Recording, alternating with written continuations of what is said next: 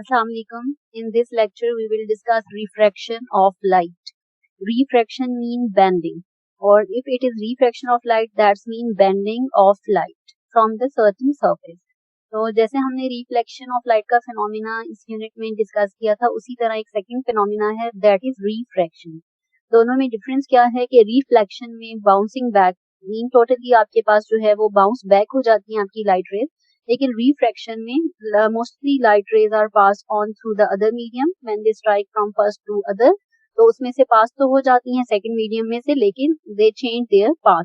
So that changing in path or bending in path is known as refraction. सबसे पहले हम इसे define करेंगे और उसके बाद इसकी एग्जांपल हम एक डिस्कस करेंगे. एक्सपेरिमेंट देखेंगे कि कैसे हम एक्सप्लेन कर सकते हैं with the help of experiment refraction को. लॉज ऑफ रिफ्रैक्शन हम डिस्कस करेंगे. रीजन देखेंगे कि क्या रीजन है क्यों लाइट अपना पाथ चेंज कर लेती है जब उसका मीडियम चेंज हो जाता है. और लास्ट में एक बहुत इंपॉर्टेंट फैक्टर हम डिस्कस करेंगे, दैट इज रिफ्रैक्टिव इंडेक्स. और रिफ्रैक्टिव इंडेक्स जो है वो इन्हीं रीजंस को कवर करता है. रिफ्रैक्टिव इंडेक्स जो आपके पास जो चेंज आ जाता है लाइट के पाथ में, उसी को रिफ्रैक्टिव इंडेक्स जो है वो डील करते हैं डिफरेंट मीडियम के लिए. डिफरेंट मीडियम में डिफरेंट बिहेवियर ऑफ लाइट को स्टडी करता है रिफ्रैक्टिव इंडेक्स. तो सबसे पहले जो है वो आप यहाँ पर रिफ्रैक्शन ऑफ लाइट की मेन डेफिनेशन तो आपके पास बैंडिंग ऑफ लाइट की फॉर्म में ही आएगी, लेकिन उससे पहले ये डेफिनेशन है यहाँ पे, इससे पहले हम यहाँ पे एक एग्जाम्पल देखते हैं. ये आपको जो फिगर नजर आ रही है, इस फिगर में ग्लास ऑफ वाटर के अंदर एक पेंसिल डिप हुई है. पेंसिल का अपर पार्ट क्योंकि एयर में है, आपको अलग नजर आ रहा है. सेकंड पार्ट जो है वो अंडर वाटर. आप देखिए कि क्लियरली हमें इस इमेज के अंदर जो सेकंड आपका पार्ट है जो अंडर वाटर है, वो पार्ट हमें अपनी जगह से जो है वो बेंड होता हुआ नजर आ रहा है. जैसे ही आप देखें सरफेस ऑफ वाटर आपके पास आ रही है, फौरन उसी लेयर के नीचे जो आपको इमेज नजर आ रहा है पेंसिल का, वो हमें बेंडेड फॉर्म में नजर आ रहा है. तो इसका मीनिंग क्या है यहाँ पर, ये क्यों ऐसा हो जाता है? ये प्रैक्टिकली हमारे लिए नॉन फिनोमिना है, हमने देखा हुआ ऑब्जर्व किया हुआ है. एक्चुअली क्या होता है कि आपके पास एयर मीडियम के अंदर जो पार्ट आपके पास है आपकी लाइट रेज, वो लाइट रेज जब आपकी एयर मीडियम से चेंज करके इस बाउंड्री के ऊपर स्ट्राइक करती हैं, यहाँ पर वाटर इज अनदर मीडियम. तो जैसे ही वो इस मीडियम में एंटर होंगी तो ऑब्जेक्ट का ये पार्ट हमें बेंडेड इसलिए नजर आएगा क्योंकि हम लाइट रे की रिफ्रैक्शन को ऑब्जर्व कर रहे हैं. आपकी लाइट रे बेंड होगी जिसकी वजह से हमें एक्चुअली में हमें इमेज भी आपका जो है वो बेंडेड फॉर्म में बेंड होते हुए नजर आ रहा है. तो आपके पास ये जो इमेज डिस्प्लेस हो जाता है अपनी जगह से, हमें जो इसकी लोकेशन जहाँ होनी चाहिए उससे जो अलग नजर आती है, it is because of the light जो आपकी एयर से अंडर वाटर जाकर स्ट्राइक करके हमें नजर आ रही है. तो आप यहाँ पर आपके पास जो है जैसे ही लाइट रेज मीडियम चेंज करती हैं, एक्चुअली वहां पे क्या होता है कि वो अपनी डायरेक्शन चेंज कर लेती है मीडियम के चेंज होने की वजह से. तो this process of light as it pass from one transparent medium into an other is called refraction. Transparent का वर्ड हम इसलिए यूज करें, आप देखो कि एयर जो है वो ट्रांसपेरेंट है. वैसे तो एयर हमारे अराउंड मौजूद होती है, ऑल्दो हम उसे देख नहीं सकते, लेकिन वाटर में हम ट्रांसपेरेंट मटेरियल वो होते हैं जिनके थ्रू हम चीजों को देख सकते हैं. हम वाटर के अंदर ये पेंसिल हमें क्लियरली नजर आ रही है, तो water is also a transparent medium. तो अगर आपके पास लाइट रेज एक ट्रांसपेरेंट मीडियम से किसी दूसरे नेचर के ट्रांसपेरेंट मीडियम में जब एंटर होती हैं तो वो बेंड हो जाती हैं. तो this process of bending of light rays when they pass from one transparent medium to an other transparent medium is known as refraction. तो ये तो एक एग्जांपल और इसकी एक्सप्लेनेशन इसकी डेफिनेशन थी.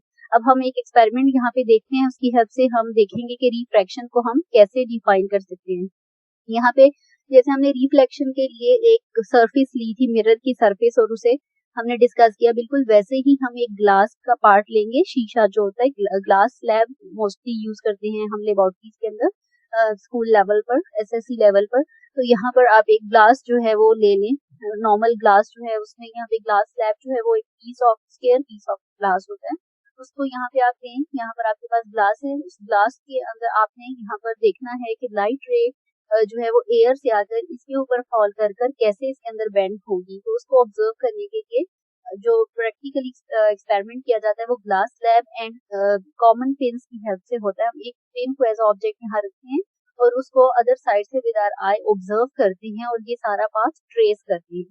लेकिन यहाँ पर हमारा जो मेन पर्पस है वो just to understand the main phenomena आपका of the refraction of light आपने देखना है। तो आपको पता है कि जैसे ही लाइट रे इंसिडेंट होगी ऑन द ग्लास, तो यहाँ पर this is known as interface between the glass and air. Interface क्या है? बाउंड्री, कि आपकी जहाँ पे आपकी एयर की बाउंड्री खत्म हो रही है और आपके ग्लास की बाउंड्री स्टार्ट हो रही है, that is known as interface between air and glass medium.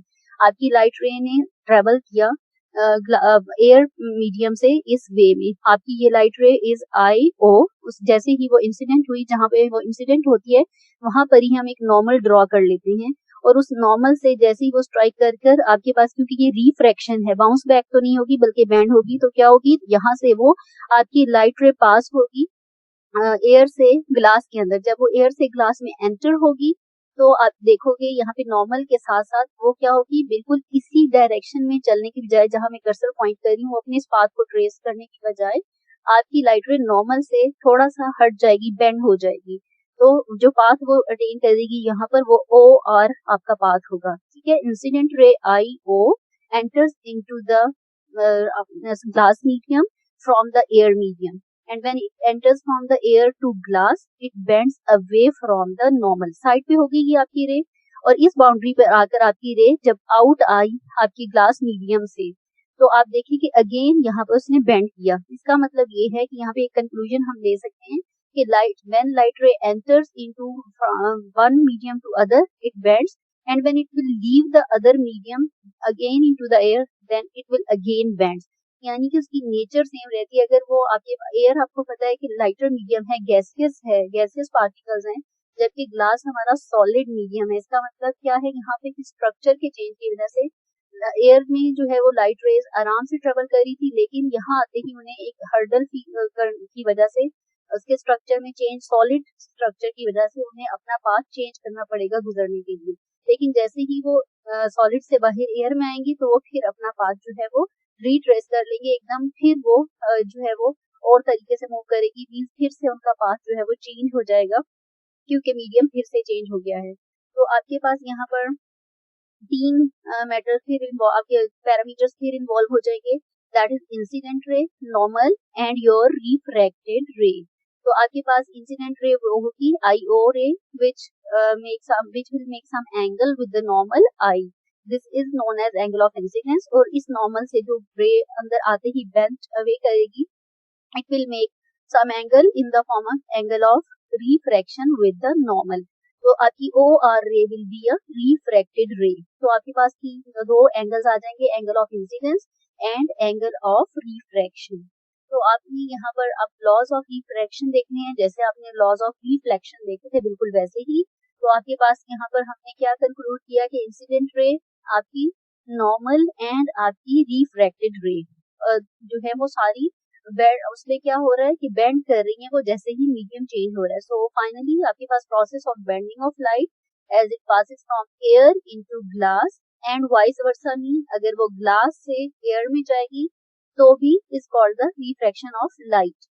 तो लॉज अब देखते हैं हम, what are the laws of refraction of light. वही सेम फर्स्ट लॉ जैसे हमने रिफ्लेक्शन के लिए भी कहा था कि इसके केस में भी, रिफ्रैक्शन के केस में भी, incident ray, refracted ray and normal are at the point of incidence all lie at the point of incidence. सिर्फ ये आपने यहाँ पे कॉन्सेंट्रेट करना है कि रिफ्रैक्शन के केस में जहाँ पे पॉइंट ऑफ इंसिडेंस है, यहाँ से आपकी रे आई, इस पॉइंट ऑफ इंसिडेंस से नॉर्मल आपकी incident ray, refracted ray, at that point they are lie in the same plane। और रेशो जो है आपके पास, हम यहाँ पर सेकंड लॉ है, very important law also known as Snell's law, that is used to explain the refractive index. ये बहुत इंपॉर्टेंट है, it is the ratio between the sine angle of incidence. हम साइन जो ट्रिग्नोमेट्रिक रेशो है वो apply करते हैं on the sine angle of incidence. इसका मीनिंग ये है कि फॉर एग्जांपल आपका एंगल ऑफ इंसिडेंस 45 आ रहा है, तो आप साइन 45 कैलकुलेट करोगे, मींस कॉस या टेन बिल्कुल नहीं लेंगे। ये रूल है यहाँ पर रिफ्रैक्शन को कि एंगल ऑफ इंसिडेंस और रिफ्रैक्शन को देखने के लिए जो ट्रिग्नोमेट्रिक रेशियो कैलकुलेशन की यूज होगी वो साइन ही होगी। So it is a ratio between sine angle of incidence and sine angle of refraction, and this is equal to some constant, and this constant is known as refractive index.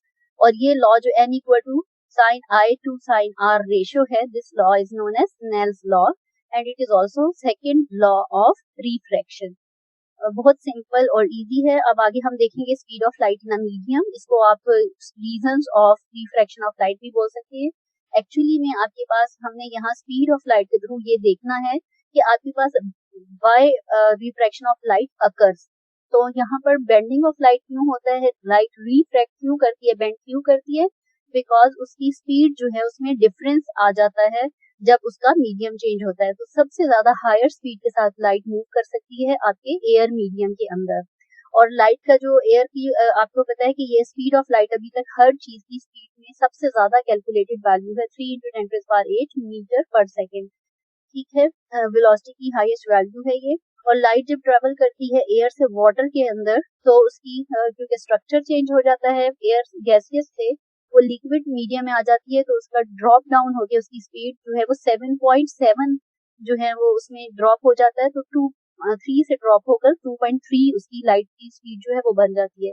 तो speed down होने की वजह से refraction हो जाती है, जिस तरफ को लाइट को जाना होता है उससे वो बेंड हो जाती है और रास्ते पे चल पड़ती है. तो इसी तरह आपके पास जो है अगर वो ग्लास मैटर होती है तो उसमें स्पीड और भी कम होगी because glass is a solid. तो यहाँ पे कंपैरिजन दिया हुआ है gaseous, liquid and solid state के अंदर कि आपके पास उसमें पूरे 1 पॉइंट का डिफरेंस आ जाता है एज कम्पेयर टू एयर. 3 से 2 × 10⁸ मीटर पर सेकेंड हो जाती है आपकी speed of light. So basic reason of refraction or the bending of light is the change in the speed of light. Change in the speed of lights. तो उसकी वजह से आपके पास जब उसकी स्पीड चेंज हो जाएगी तो खुद का खुद जो है वो बेंड हो जाएगी. तो ये जो चेंज आता है इस चेंज को डिस्क्राइब करते हैं हम with the help of index of refraction और इसको रिफ्रैक्टिव इंडेक्स भी कहते हैं. रिफ्रैक्टिव इंडेक्स के लिए एक जनरल फॉर्मूला है जो हम हर जगह यूज करेंगे. नेक्स्ट जो हमारे न्यूमेरिकल्स होंगे डिफरेंट जो आपके पास सोल्यूशन के लिए आपसे यूज करोगे तो एन जो कांस्टेंट है refractive index for the light for the speed of light है. This relationship is specially for the speed of light. उसको मॉनिटर करने के लिए it is a ratio between the speed of light in air and speed of light in medium. क्योंकि media change होने से हमारी refraction के ऊपर फर्क पड़ता है. तो दैट्स व्हाई हम इसको रेशियो लेते हैं लाइट की स्पीड को जो कांस्टेंट है, यूनिवर्सल कांस्टेंट है 3 × 10⁸ मीटर पर सेकेंड. और आपका सेकेंड जो speed of light in medium, चाहे वो फिर आपका लिक्विड है या सॉलिड है, कौन सा मीडियम है उसमें कितनी स्पीड है उसे हम रेशियो लेते हैं.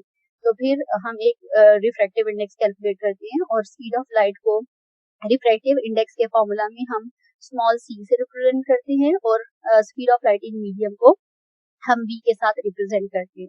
So this is all about the refraction of light. Laws of light है रीजन फॉर द रिफ्रैक्शन और लास्ट में हमने डिस्कस किया रिफ्रैक्टिव इंडेक्स को. आई होप क्लास आपको समझ आया होगा lecture. Thank you so much.